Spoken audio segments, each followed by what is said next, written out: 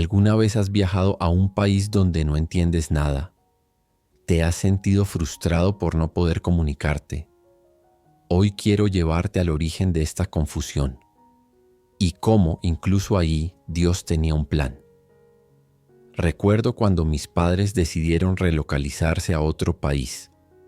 Yo era aún muy joven y uno de los primeros grandes cambios fue que me matricularon en una escuela donde todos hablaban un idioma completamente diferente al mío. El primer día de clases nunca se me va a olvidar.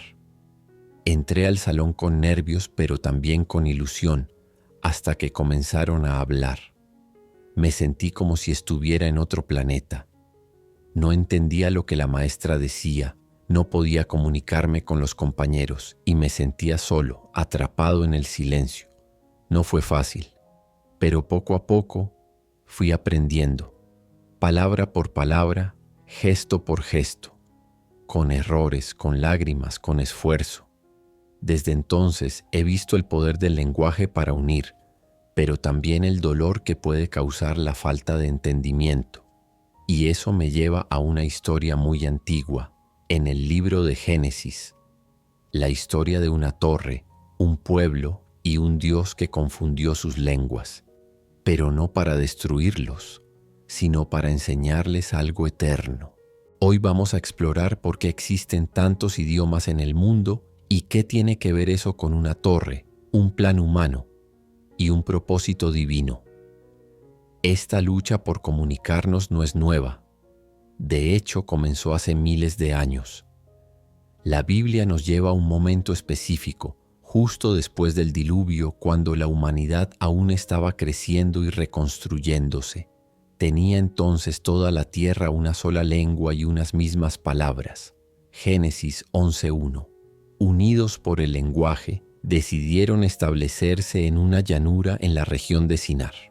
Y aconteció que cuando salieron de oriente, hallaron una llanura en la tierra de Sinar, y se establecieron allí. Génesis 11:2. Allí dijeron unos a otros: vamos, hagamos ladrillo y cosámoslo con fuego. Y les sirvió el ladrillo en lugar de piedra, y el asfalto en lugar de mezcla. Génesis 11:3.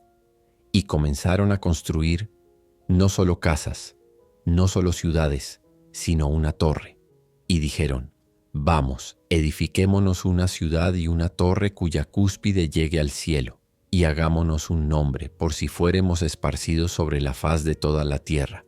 Génesis 11:4. Querían subir sin Dios, pero entonces algo sucede. Y descendió Jehová para ver la ciudad y la torre que edificaban los hijos de los hombres. Génesis 11:5. Y Dios dijo: he aquí el pueblo es uno, y todos estos tienen un solo lenguaje, y han comenzado la obra, y nada les hará desistir de lo que han pensado hacer. Génesis 11:6. Ahora pues descendamos y confundamos allí su lengua, para que ninguno entienda el habla de su compañero. Génesis 11:7. Y eso hizo.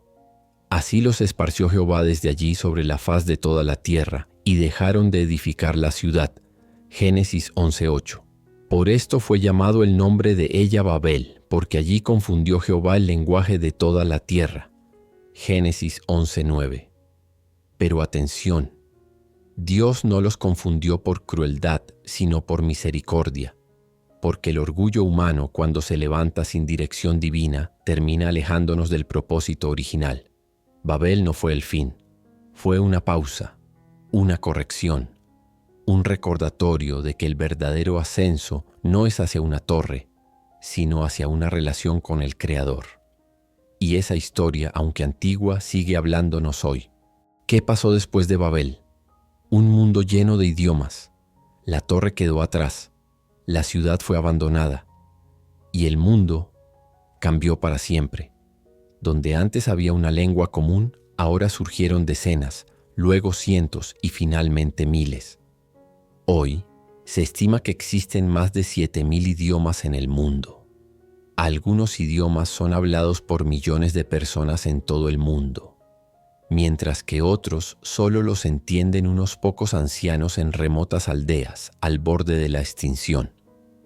Y aunque hemos avanzado en tecnología, viajes, educación, seguimos enfrentando una gran barrera. No siempre podemos entendernos.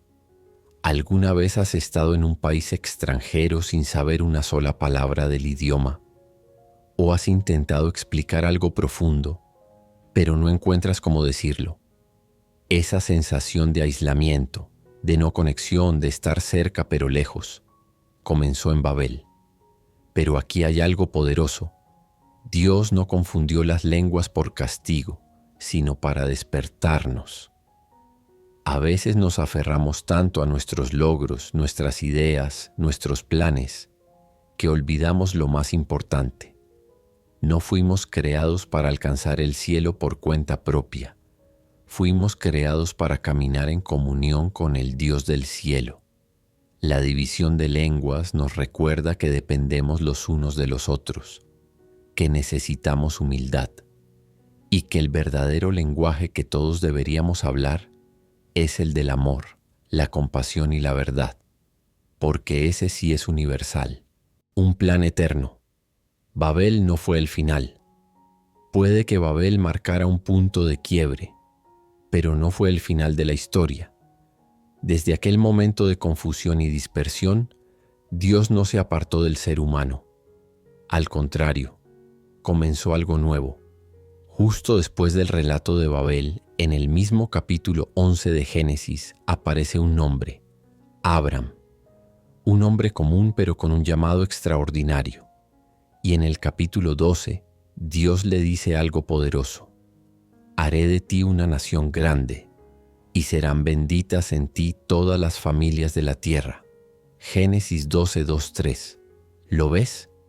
Mientras el hombre buscaba levantar una torre para hacerse un nombre, Dios preparaba a un hombre para levantar una nación que llevara su nombre.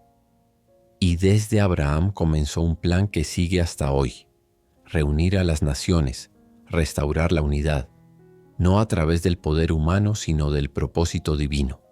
La confusión de Babel no fue el cierre, sino el punto de partida del plan de redención universal. Un plan que alcanzaría su punto más alto miles de años después, cuando Jesús, el Hijo de Dios, caminaría entre nosotros, hablando con todos, sanando a todos, sin importar su lengua, su origen o su cultura. Porque en Cristo lo que fue dividido comienza a ser restaurado. En Él, el idioma deja de ser barrera y el amor se convierte en el idioma principal.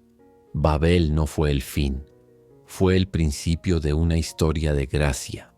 Pentecostés, cuando el cielo habló en todos los idiomas. Pasaron siglos, generaciones enteras. Desde la confusión en Babel, las naciones se multiplicaron, los idiomas se diversificaron y la humanidad se extendió por toda la tierra. Pero Dios seguía escribiendo su historia, y entonces llegó el día. Cuando llegó el día de Pentecostés, estaban todos unánimes juntos. Hechos 2:1. Fue allí donde algo sobrenatural sucedió. Lenguas de fuego descendieron.